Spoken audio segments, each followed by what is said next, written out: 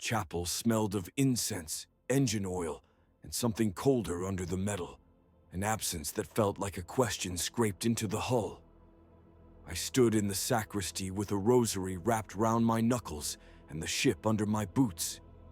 The reliquary caught the dawn in a thin silver band, and the light crawled over something ancient sealed inside.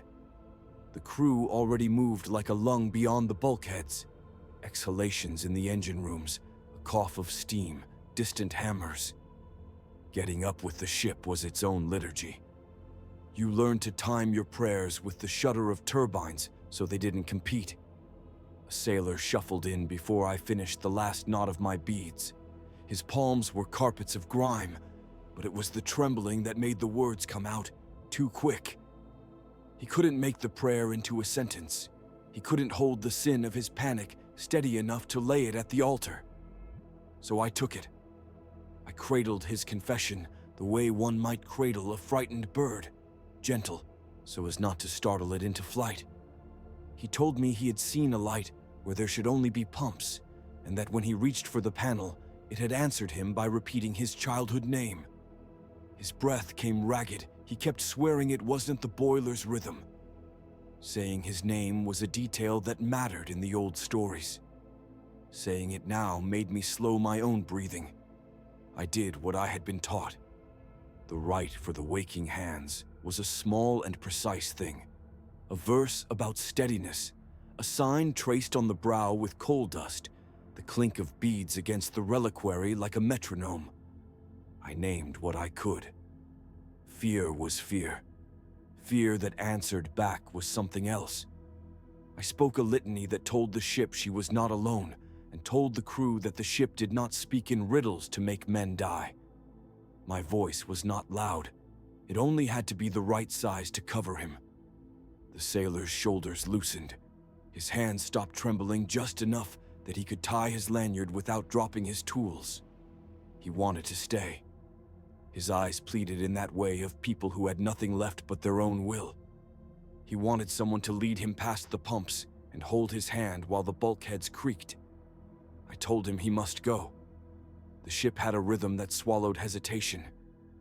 I gave him a task instead of a blessing, the smallest penance that would keep him useful and alive. Oil the lower intake valves on deck 3. Check the pressure housings.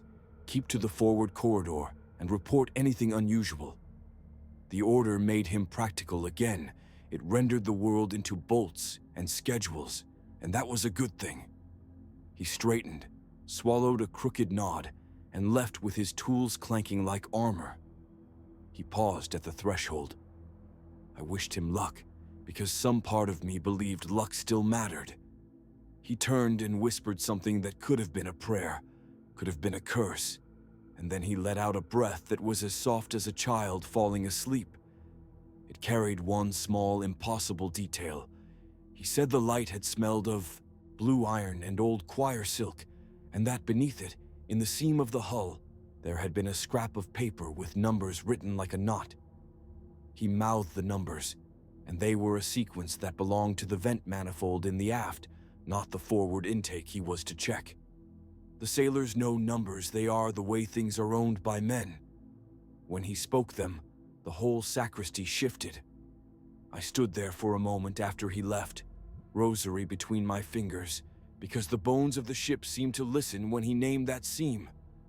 Engines hummed, and the light on the reliquary threw a small cross onto the floor. The smell of engine oil thinned into a metallic tang that was like electricity waiting to be fed. I had reconciled fear into duty 1,000 times. This was not that. The name of the machine in that number was forward, but the digits were written like a key that belonged to the aft. The mismatch left me with a single soft alarm in my chest, one that had no litany for it. Chaplains are meant to hold contradiction. We stand between what men are and what they must be. We smooth edges, and sometimes we stitch tears. I had sutured more than a few frayed tempers with the same prayers I used now. But there is a difference between a man believing he has sinned and a ship signaling that it wants your attention. My training had lines for both. It had no lines for when they crossed. I felt the ship underfoot, like the pulse of an animal that had just caught the scent of something it did not fully understand. I left the sacristy. The corridor smelled of boiled coffee and old sweat. Light from the maintenance grills fell in trapezoids across the deck like the bars of a cage. Men passed by with their faces half-turned. They recognized me as a vessel of steadiness and kept moving. At the end of the corridor, I heard the aft bulkhead's low complaint, the same sound a hull makes when it is adjusting to pressure. It might have been nothing at all. It might have been everything. I kept my hands bare on purpose. A rosary can wash away a young man's terror. With the not bare hands, remember the temperature of a place, the way a metal surface wants to be touched. As I walked, I counted. Ritual is made of small, certain things. The deck plates clicked underfoot. 3. The engine bay doors flared with exhaust as the plant shifted. 6. A maintenance gang shuffled out and glared at me because chaplains do not belong in the engine lights. 9. The numbers steadied me like a metronome. The aft corridor narrowed.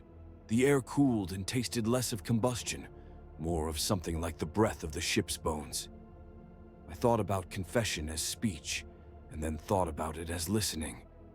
The sailor had listened to a light and a paper with a sequence. Listening gives a shape to things that had been formless. I remembered a lesson from my old master. The smallest detail is often the hinge upon which larger things swing. A frayed stitch, a word mispronounced. These were where fate sometimes found purchase. The sailor's scrap of paper might be nothing. It might be a child's doodle that had been lost in the bilge for years.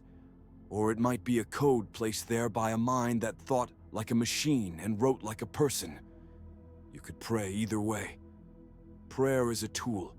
I had a toolbox and I also had hands. A priest who prays without acting is a story. A man who acts without prayer is a weapon. I try to be both a story and a weapon when needed. The aft airlock hissed when I reached it. A tech priest's apprentice cursed softly and put his hand to the glyph board as if to shield it. He told me without turning that the manifold reading was nominal. He said this in the flat way crew used to make the world feel as small as bolts and as safe as schedules. I looked at the glyph board. The numbers were where the apprentice said they were. Nominal. It should have been enough. It wasn't. My fingers found the rosary again, but did not close around it. I let the beads lie loose over the back of my hand like a chain. There were signs you learn to feel in the marrow of a ship. Warbling in a tone when the turbine sang a note the human ear should not hear. The way the lights flickered in a rhythm that didn't map to maintenance cycles. Little things. The ship had begun to hum differently in the minutes since the sailor left the sacristy. It was as if someone had retuned a string, and you only noticed when you stopped listening as a routine and started listening as a person. My palms went cool. A single hair on the back of my neck stood up. The symbol of the reliquary creaked marginally as the vibration found it. I asked the apprentice one more thing that sounded like a prayer, because he was not trained to take orders from a chaplain, but he could read numbers and bells. I asked him if there had been a maintenance manifest moved through the aft in the last cycle, something small and administrative. He checked with a nasal sound and handed me a hollow strip. It showed a work order for an inspection that had been logged and cleared hours ago. The inspector's signature was a series of ticks. The strip folded like the whale songs in my mouth when I tried to imagine who wrote those ticks. The sailor's numbers did not match the work order. They were aligned instead with a sequence that the manifest did not record at all. The thought caught in me like a splinter. If this was an error, it was a tidy one. If this was deliberate, the neatness of it was terrifying. A secret laid with the care of an old hand. I walked the length of the corridor so the ship's sound could wrap around me. Men glanced. Machines pulsed. Somewhere aft, a pump gurgled. The chapel's incense stayed like a memory on my tongue. I felt the weight of those 100 souls on a rope that ran from my heart to the reliquary. There is only so much steadiness a man can offer at once. I could go back and pray until the ink of the day ran thin. I could send the apprentice to fetch an officer and let rank smooth the question into policy. I did neither. Instead, I pushed open the service hatch and stepped into the aft bay where the light was dim and the metal smelled like old rain on iron. The aircon adjusted and the engines hummed a cadence I recognized as uneasy. I took a single step in, then another. My hand brushed the wall to orient myself. The ship carried its secrets in cool metal and steam. I had been taught to ask them as gently as one would wake a sleeping child.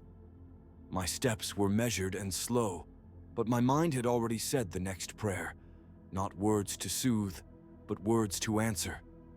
The astropath's voice folded into the chapel like a cut in skin, static, ragged at the edges, a hollowed choir behind his words.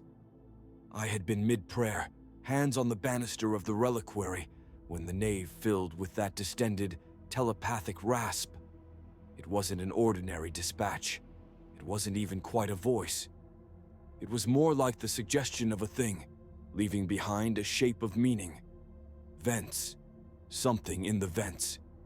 Not mechanical, the transmission hinted, and then it went twitching and silent, all the notes burned away by interference. I let the prayer fall off my lips and listened to the chapel breathe. Artificial atmosphere, the faint hiss of scrubbers, the glow filaments pulsing under icon lamps. The men and women who came to the chapel in the pre-dawn felt the change before I could name it. The hush, the way hands stopped moving along the pew rails. A superstition is tissue thin and spreads faster than a virus aboard a void vessel. I could feel it as a pressure, a coldness that gathered around the shoulders of the faithful. My training had taught me to stitch courage into that thin place, to bind the crew back into something whole. The ship depended on it. So did I. There are two ways to treat a voice like that. You call it prophecy, and you set the ship's course to its rhythm. You feed the possibility, and watch belief become its own engine. You name the hazard holy, and suddenly the crew will look to miracles instead of wrenches. They will hang their decisions on portents and not on orders. Or you call it morale, fear dressed up as omen, and you dry it with authority. More watches, stricter punishments for desertion, sermons that teach the practical virtues. Either path could hold the ship together. Either path could rip it apart. I ran through the litanies I had been taught, each one a stitch designed to hold human flesh and human mind to a single pattern. Words for courage that cut the panic sound clean. Rites to bind hands to duty. Rites that made men answer to one another. I wore them like armor. I also knew my other role, the voice of command when command needed a softer tongue. I had to be the blunt instrument and the consolation. A chaplain who could not punish was a poor shield, one who could not comfort was an empty bell. The astropath's message had left only a shape. I had to decide where to fit that shape. I moved to the low table and ran my fingers over the astropath's log. The sigils of translation pulsed faintly when my touch brushed them. The message suffered in the relay. Glitches, impressions, a cadence none of our minds could hold. But the name of the vent shaft, the number on the grid scan, the way that static suggested a rhythm like breathing, those were there. I could order the hull text to purge and be done. That would be the practical thing. Then a petty officer in the gallery whispered that one of the watch had gone pale after checking the recirculation grates. He said the grating had felt wrong under his boots, as if it flexed like skin. Another said, quieter, that she had dreamt of a child's laugh in the ducts. Dreams do not matter on a ship if they get translated into action. But you cannot ignore how dreams seed other dreams. I called for a small inspection party. I did this under the guise of routine. Routine was a language men still respected when superstition muddied judgment. I sent the quartermaster with the servitors and 2 technicians from engineering, mere names on the muster sheet, who would do the work and disappear into reports. I kept my own chain in my hands, a small reliquary, a length of oilcloth, a strip of iron I used to make the sign of warding. They are tools, and they are theater. Both are necessary. We went down into the maintenance levels beneath the chapel, where the ship kept secrets that did not like light. The corridor smelled of metal polish and the faintly sweet tang of ozone. The vents started as a vibration underfoot and became a presence as we approached the access point. The grill was cold to the touch, and there was a thin film across it like a sheen of condensation. I put my palm on the metal and felt a tremor, not the steady machinic tick of pumps, but a low, irregular thrum that matched the cadence the astropath had made. The technicians produced lamps and tools. One of them, a wiry woman with an augmetic lens over her left eye, leaned in and ran a needle along the grill. The needle scraped and came away clean, but the air that breathed out smelled faintly of old stories and hot wax. It had the perfume of forgotten prayers, if such a thing existed. The quartermaster made a face and said, "It's like someone breathed into it, Padre." He used my title with a roughness that was both respect and an attempt at levity. I let it pass. I did not feel a presence the way some believers claim to when they were touched by the divine. I felt something else, an impression, like a memory, trying to be lived instead of being remembered. The astropath static had suggested that it was not mechanical, and whatever lay in those ducts answered that description because its language was not steel. It was cadence and omission. It wanted to be named. Naming is the worker's trade in my line. You name a thing and you circumscribe it. You tell the crew what to fear and what not to. I considered naming this a prophecy. It would be merciful men would be permitted confession, and we could set rites and supplications. But mercy can be a contagion when men prefer omens to orders. I considered neutralizing it as a morale problem, sweep the vents, declare it an interference, press the men on extra drills until superstition exhausted itself. But suppression breeds secrecy. A secret grows teeth in the dark. I listened, then spoke.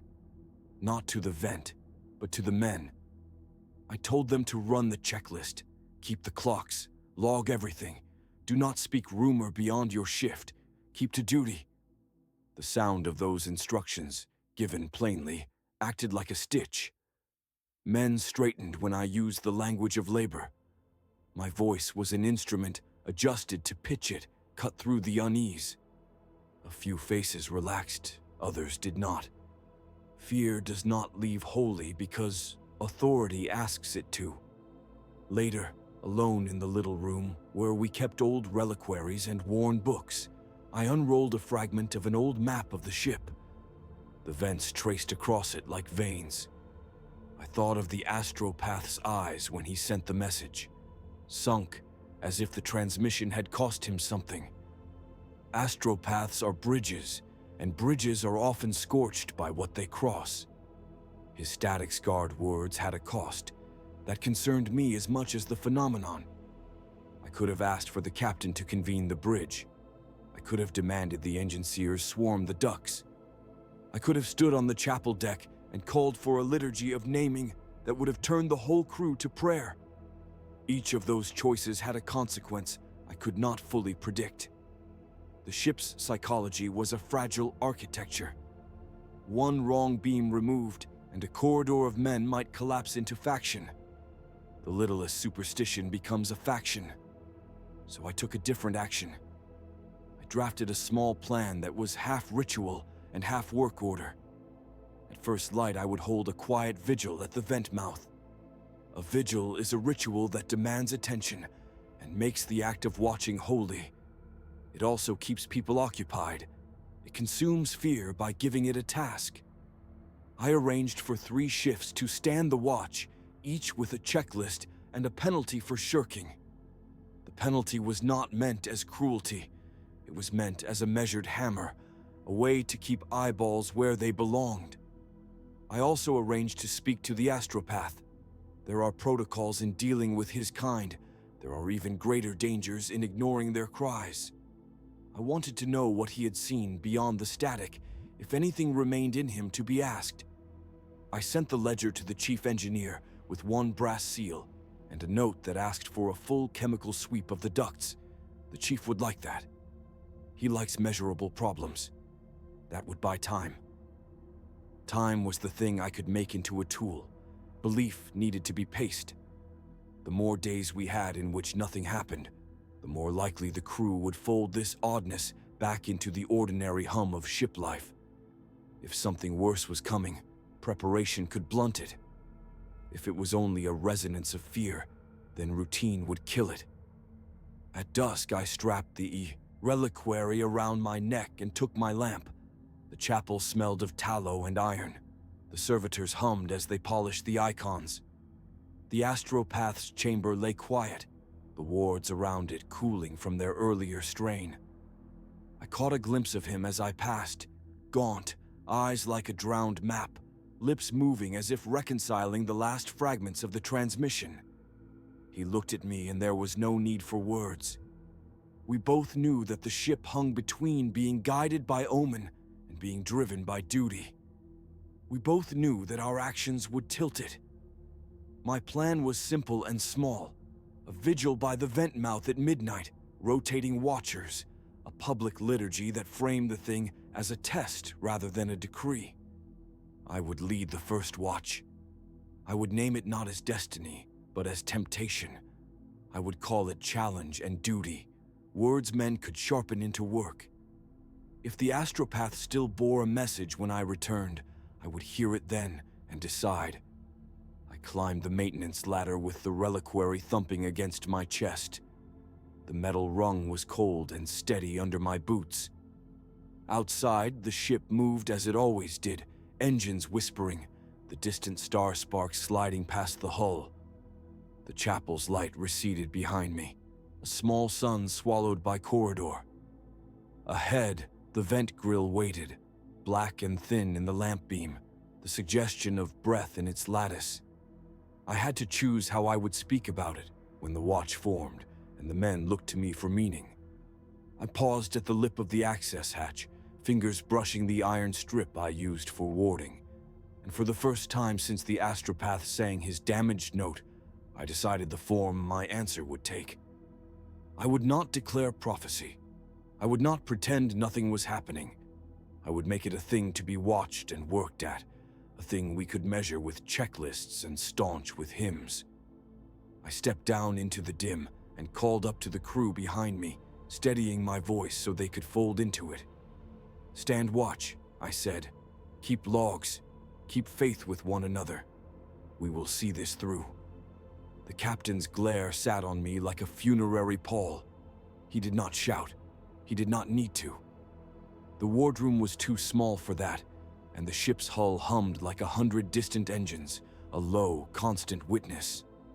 Around us, men and women in gray waited with the discipline of long voyages.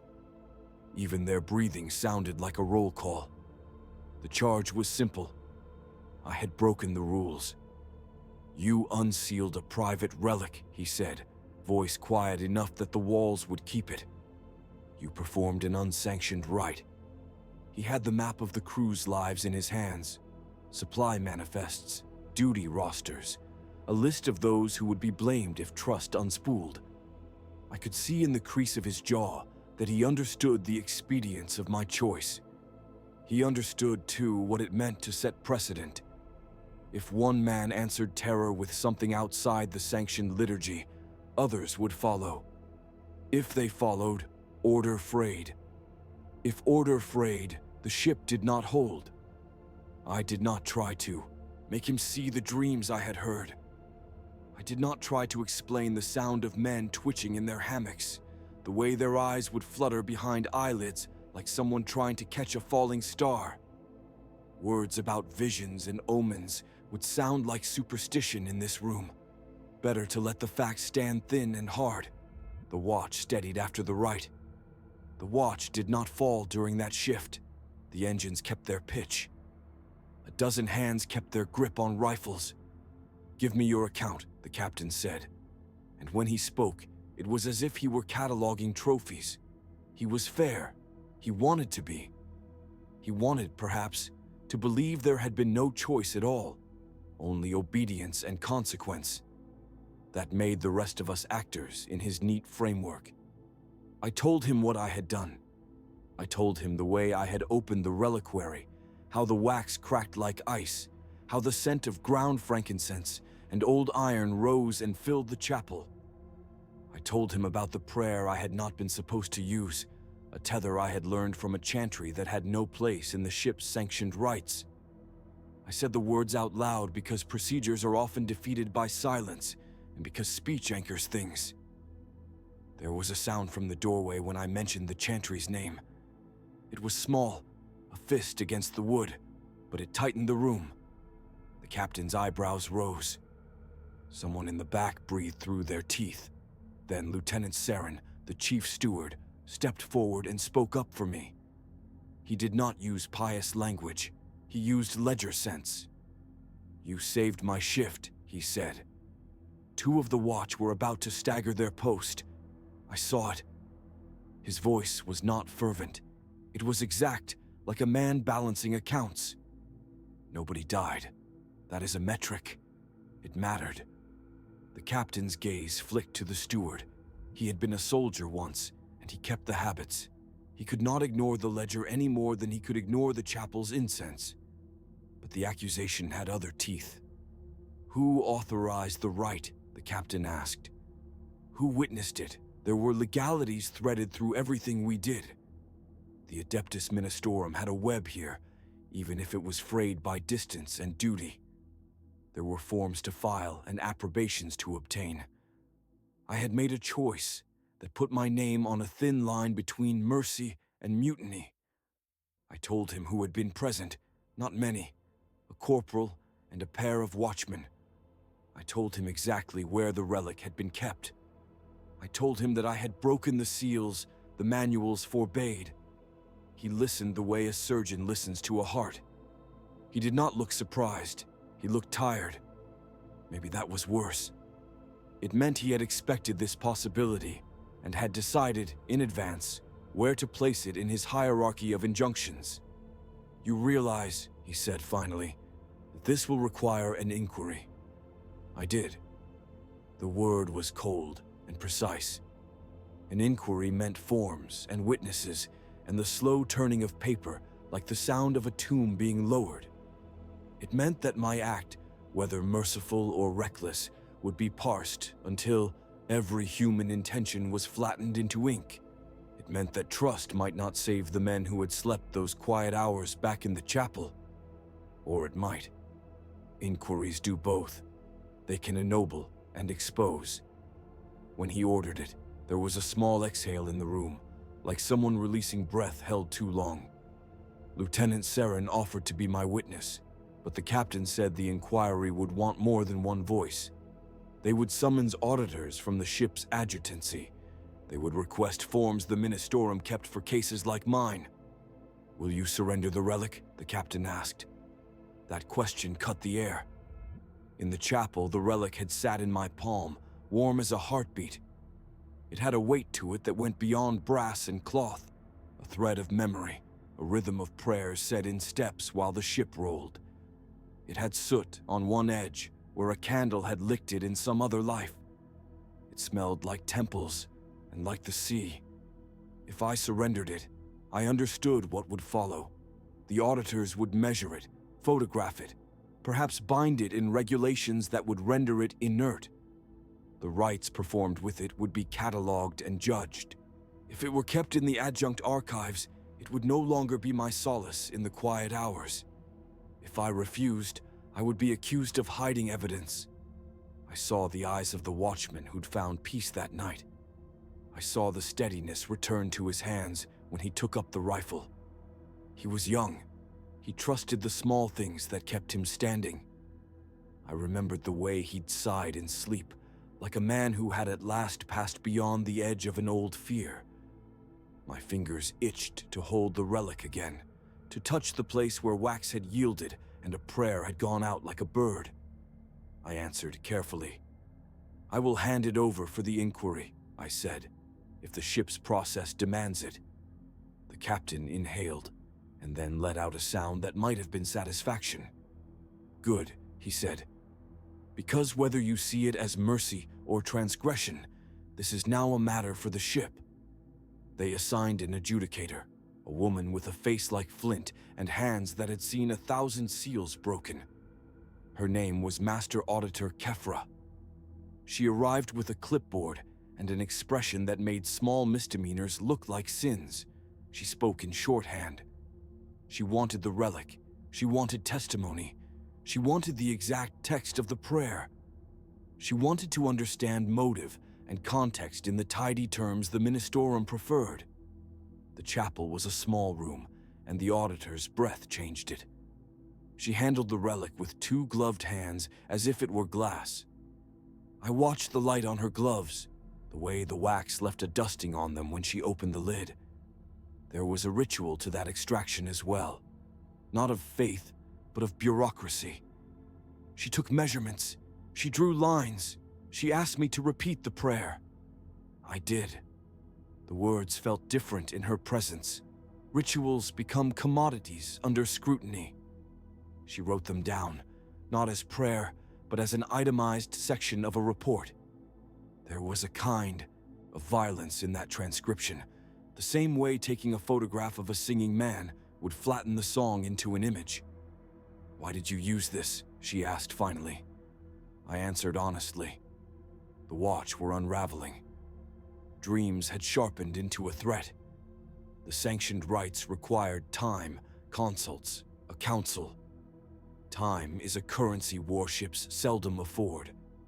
I had a small window. I used it. Because people's hands were shaking and their dreams were teeth, I said. Because I couldn't watch them stumble. Her pen didn't move when I said the last part. It was, perhaps, not in the margins of her forms. "You understand," she said at last, "that using unregistered artifacts undermines chain of command and doctrinal purity." Those were the words of paperwork. They were not the words I had needed at midnight when a watchman had tried to stand and almost dropped his rifle. They never are. Doctrine is a map. Sometimes the territory does not match. She adjourned the preliminary hearing and warned me of the next steps. The inquiry would be formalized, witnesses would be called, the relic would be sent to the adjutancy for review. Her eyes met mine only once. They were not cruel, they were efficient. After she left, Sergeant Marr, who had been on watch the night of the rite, came into the chapel. He moved with the slow carefulness of a man who had learned to leave room for God and command. He did not speak for a long while. He turned the small candle in his hand until the flame swallowed it. "You were reckless," he said finally. "But I am not sure there's a word for what you did that fits both good and punishment." We stood in a silence that was not empty. The chapel hummed with the ship's engines. Light from the viewport skated across the tiled floor like a blade. Outside, the void had no opinions. It did not judge. It simply was. "It worked," I said. It felt small to say, and enormous all at once. The word hit the ceiling and dropped heavily to the floor. "It kept them whole." He nodded. "It kept them for a night. Will it keep them for a year, for a campaign? That is what they will ask." Everyone in this room knew the calculus. Weighed against the safety of the many were the precedents set by the few. Weighed against the comfort of one night of sleep were the doctrines that kept a ship from becoming anarchy. The debate was not clean. It never is. At noon, the captain summoned me to his quarters. There was a map he kept spread over a table, and on it, Pins like tiny teeth marked the planets we had passed. He traced a route with a finger, as if making sure he remembered the journeys that kept our name intact. I cannot have every priest go off on their own, he said, but I also cannot have my crew falling apart because the manuals take too long. There is a balance here. He slid a cup of bitter tea toward me. It steamed up in the thin light. I took it because manners are a kind of armor. He studied me for a long count. There is the ship, he said finally. And then there is the soul of the ship. Both must be tended. That phrase, the soul of the ship, knotted something in my chest. We are taught to speak of souls as if they were vessels to be catalogued. He used the word as if he believed it. He believed that the chaplain's task had a weight measured in human lives and in the cohesion of the crew's mind. I'm prepared to accept the inquiry's outcome, I said. The truth sat like a stone on the tongue. If they sanction me, so be it. If they punish me, I will accept it. But I ask only this. Do not let the paperwork be all that steadies a man at watch. Teach what saved them, if you find it worthy. He looked at me long enough that I thought he would answer with policy. Instead, he rubbed the bridge of his nose in a human gesture, small and honest. We will see, he said. We will see what the forms say. There was more to be said. There always is. The auditor's report would come. The adjutancy would issue a recommendation. The ministorum might intervene. Or it might not. These were the gears of the machine, and I had put my hand between them. I left his quarters and walked back toward the chapel. The corridor smelled faintly of oil and ozone. In the recirculated light, faces moved like ghosts, a nurse passing with a tray, an engineer bent over a schematic. The ship was full of small rituals that held it together. Tap the console, check the gauge, fold the blanket. I thought of the nights ahead and of the hands that would still tremble at the memory of that terror. I hesitated at the chapel door. Inside, on the altar, the reliquary lay where protocol demanded it, sealed again, but different for having been unsealed. The wax had a hairline crack. The cloth underneath had the ghost of a smudge. I had choices, narrow as they were. I could present the relic at the inquiry and leave it in the bureaucrat's charge. I could attempt in secret to preserve it somewhere safe. I could refuse the inquiry completely and force the captain to choose a harsher measure. Each choice would shape not only my fate, but the ship's soul. My hand rested on the doorframe. Outside, the ship hummed its steady hymn. The inquiry loomed like a storm on the horizon, inevitable and close. I drew in breath and felt the chapel's air fill my lungs, scented of wax and prayer. I knew what I had to do next, and that knowing felt heavier than any accusation. The relic would be presented. Witnesses would be questioned. And while the ship's machines would carry us through the next warp slip, we would all wait for the machinery of judgment to turn. I opened the door and stepped in. Dawn found the chapel in a thin, honest light that climbed between the ribs of the hull like a question. The stained panes threw slashes of color across the kneelers, and the smoke from last night's incense still hung in the air, cold and stubborn. I traced the filigree on my crozier with a thumb that still trembled. The metal was warm where my palm had rested hours before. That warmth felt less like comfort and more like a witness. They brought the inquiry to the chapel because the chapel was neutral ground, the priest at the center of judgment. I knew their logic. I also knew that neutral ground on a ship is an illusion. The ship listened. It remembers. You can feel its mood in the way the pipes sing when steam wakes up. The men who filed in were careful not to touch the holy salt, like it might burn them for trespass. The chief engineer kept his glove on. The captain did not remove his helm. The interrogator, a woman with a voice like a planer, set her dossier on the altar as if that too might sanctify her questions. They wanted facts, cold strings of facts. Timelines, logs, the forensics of a life unmade. But the thing about human lives is that they are not tidy, and the ship had made room for exceptions when metal groaned and seams threatened to part. I had led a liturgy and also tightened a flange with my bare hands. I had wrapped a coil of braided wire with prayer and solder. I had chosen heat over hesitation. The hull held. A later shift lost a man. The man who died had never been to the chapel before that week. He had hands that were calloused like old rope and a laugh that cracked like glass. People began to string meanings between his last words and my presence. Some called me savior, others whispered heretical. The whispers had teeth. They wanted to bite through to motive. The interrogator asked me to recount the night, step by step.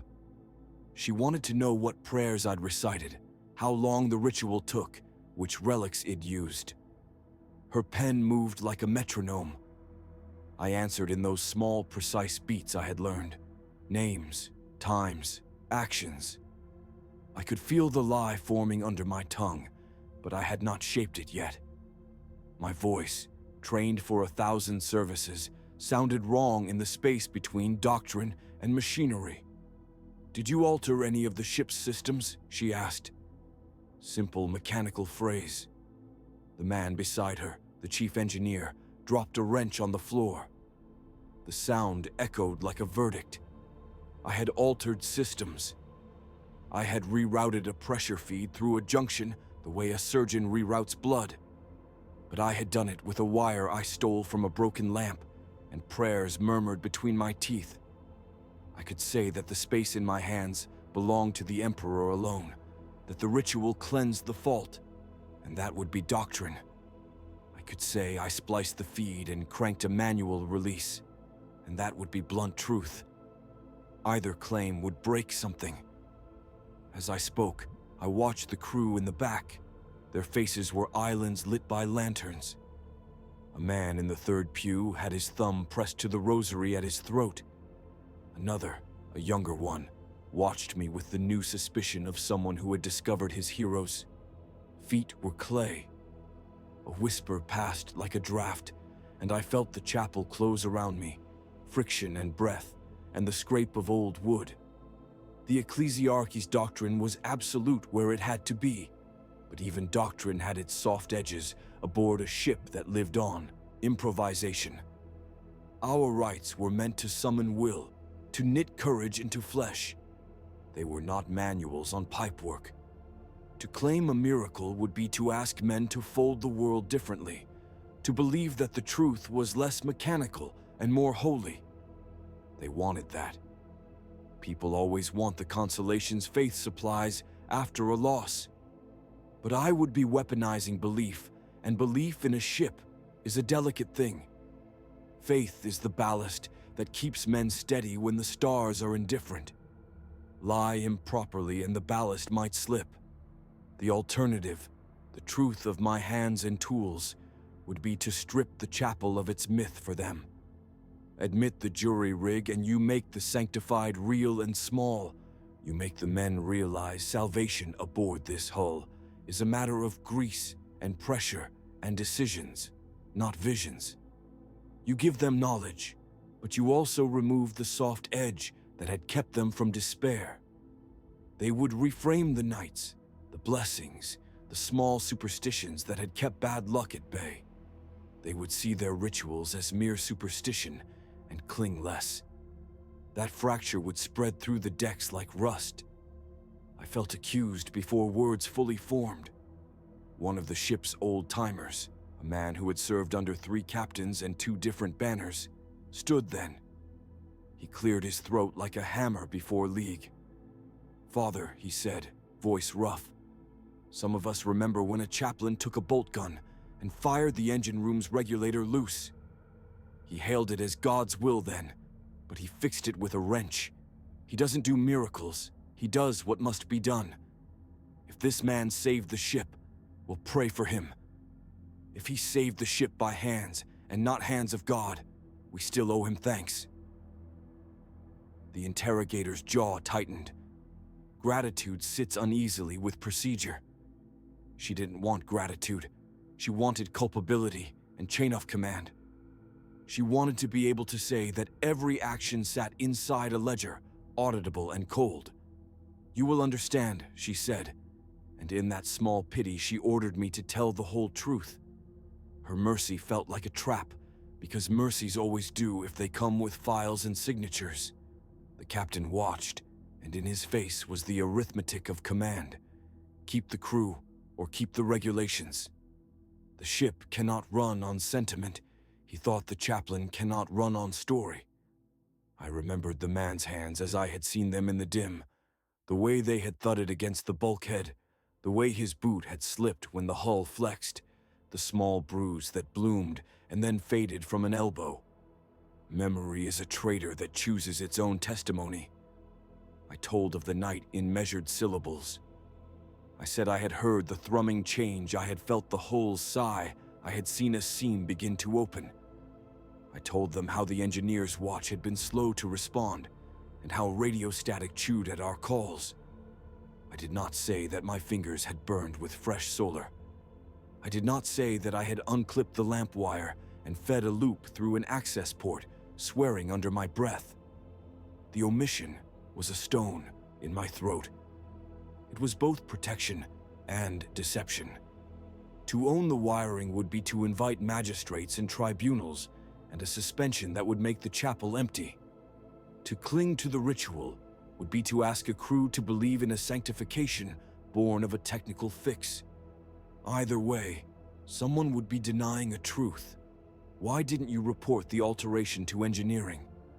The question was precise. The interrogator's pen paused like a praying hand, because I had believed the ship would die before the report could be filed.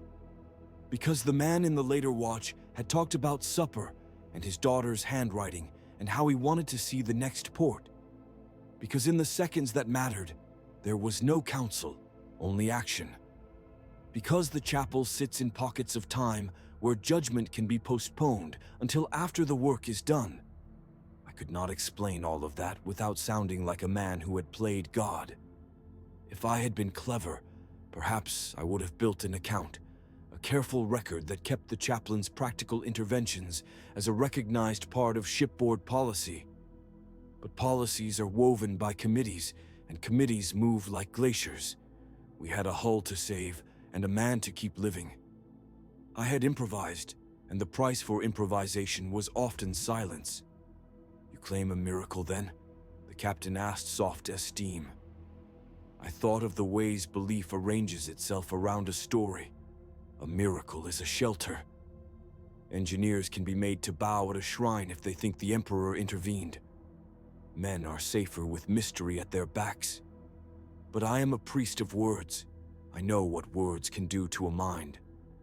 To claim a miracle is to write a lie into scripture. I felt the weight of that, heavier in my hands than the crozier. Outside, the ship gave a small cough, a routine flex. Some in the room flinched. The dead man's sister sat with her elbows on her knees and watched me with bright, unbearable look. She had called me savior and then accused me, and that quick rotation of feeling had hollowed her out. I had options that were shameful in different directions. I could stand and shape my liturgy into a miracle story. The right recitations, a reading from the old martyrs, a gesture toward the stained glass. They would go back to their bunks lighter, with prayer on their lips. They would worship their luck. Theology would remain intact. But I would have falsified the faith. I would have used the ecclesiarchy's language to paper over an engineering secret. I would be trading truth for harmony, and a harmony founded on a lie is a precarious peace, or I could confess to the splice, to the wire, to the solar. I could let the magistrates chew at my title and watch my crozier be cataloged as equipment, sleeker and less holy than the tools in the engine room. The crew would lose a story. Some would be freed by the knowledge that salvation is practical. Others would be stripped of their soft rituals and find nights more savage for it. My confession would break their faith. My truth would fracture the mesh of superstition they had spun to keep fear from gnawing them awake. I stood there feeling the options like two blades near my throat. I measured the weight of each of them. Both cuts would bleed. The difference was whom the bleed would touch. Doctrine would take a nick. Perhaps the crew might not notice immediately, only later when the prayer failed to comfort and question the messenger. Truth would cut the crew now, a clean shock, maybe rebuild them stronger eventually. I asked myself which fracture I could stomach living beside. I considered the practicalities. If I chose doctrine, a formal apostolic letter might be penned, and the ecclesiarchy would take my name into its record with the adjectives that sound like absolution. They would be generous with praise that sounds like shelter. But when the magistrates eventually crawled aboard to audit cables and logs, they would see the manual splice. An investigation follows. Complaints are filed. The chaplain's ledger cannot contain a miracle and a manual fix. The ship would be torn by process. If I chose truth, the investigations would still come, but they would come with testimonies I had given freely. Honesty might blunt them.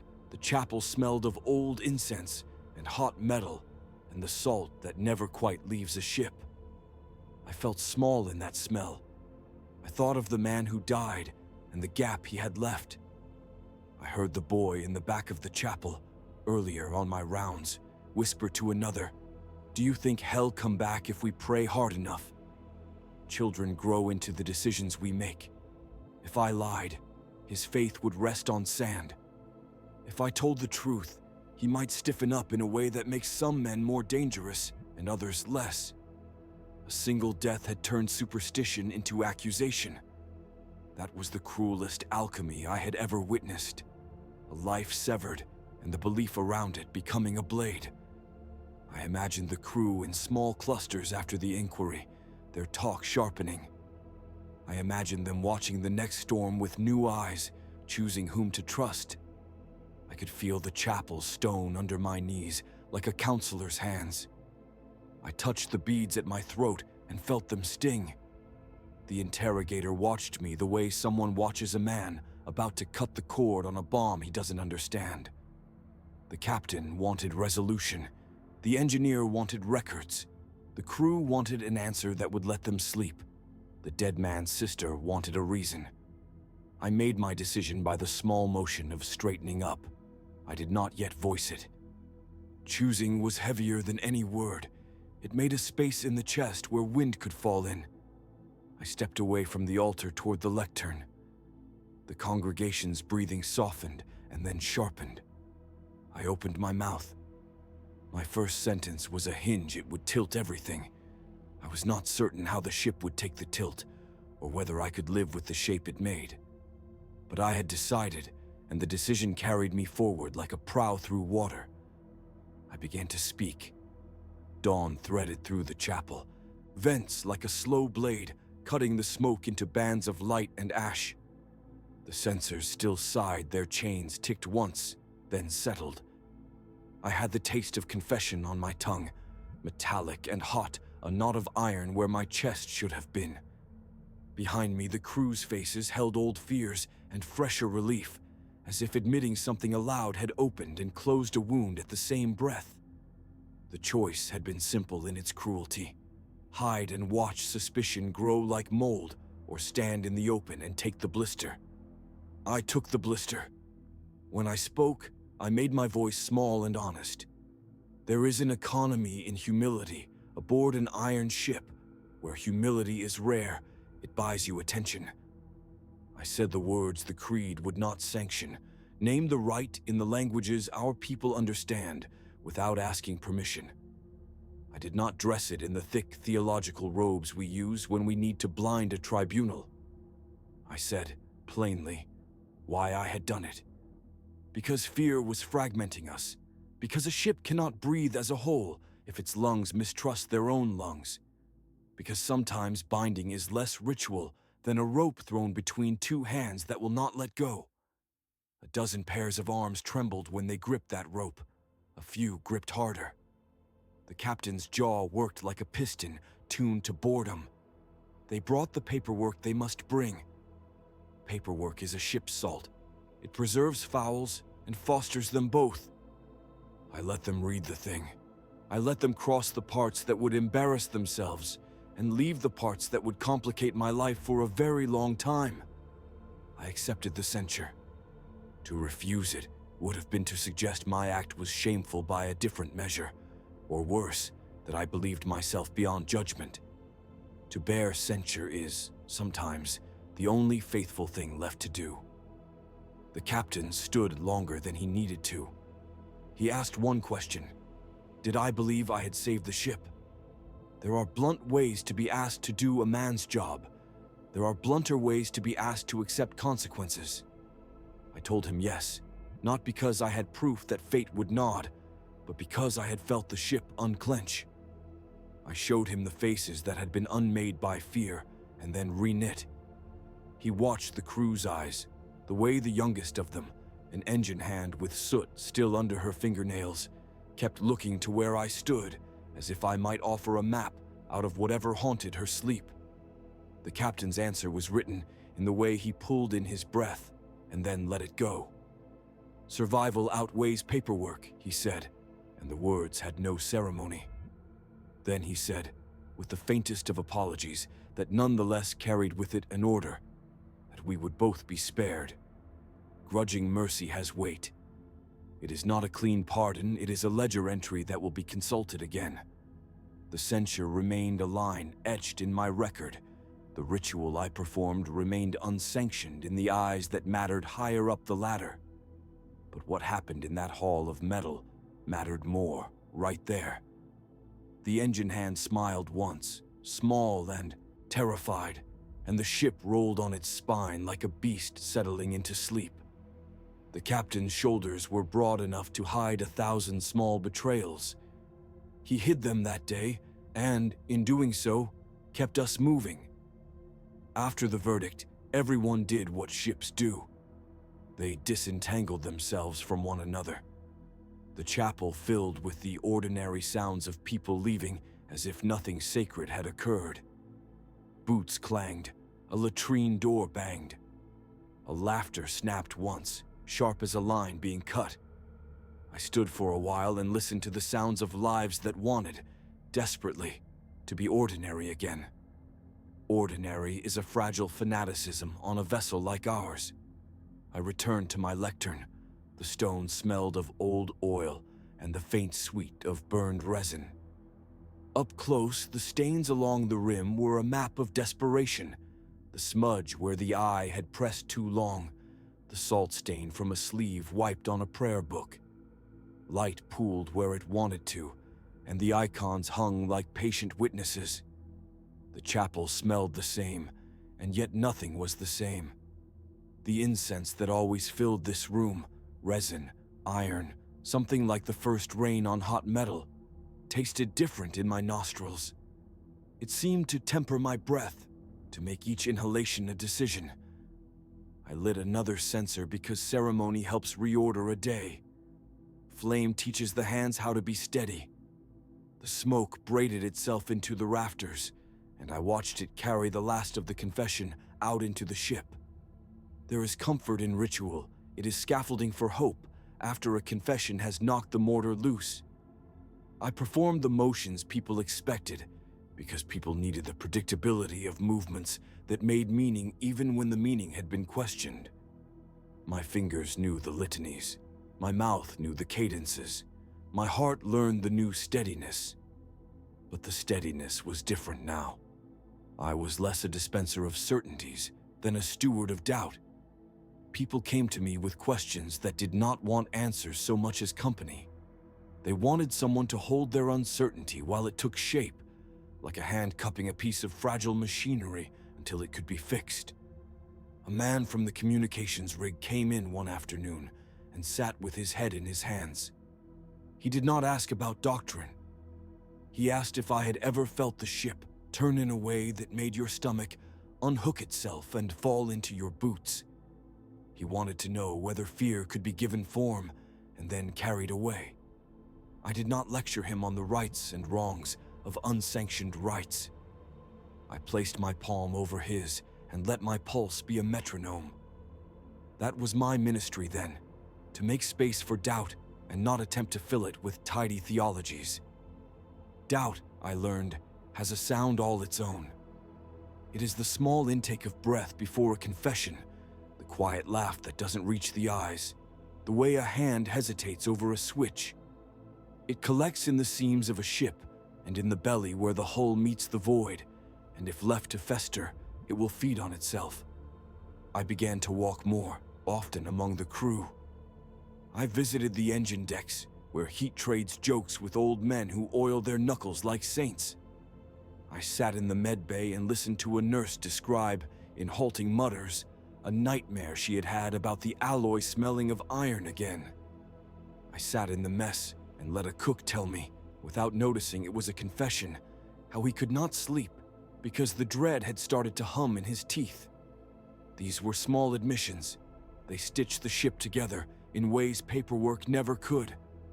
Carrying doubt is a labor of patience and tenderness. It is not always noble. Sometimes it tastes like solitude. The crew needed a place to land their questions, and that place was me.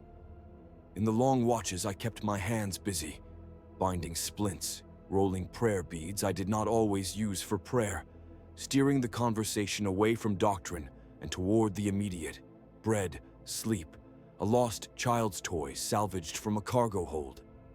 I found that the practical and the spiritual braided into one service in a way I had not anticipated. A man whose mother had died while he was on duty did not want theology. He wanted a pot of tea and someone who would remember her name with him. Remembering names became a form of salvific work. There is a cost to it. The ship became a ledger of debts I could not reconcile. Each face I steadied left a mark that did not heal. I could not give back the nights they had already lost. I could not undo the looks someone had given them that suggested they were weak, or worse, infected. I could only stand as a dam in the flood, diverting pain away from its worst courses.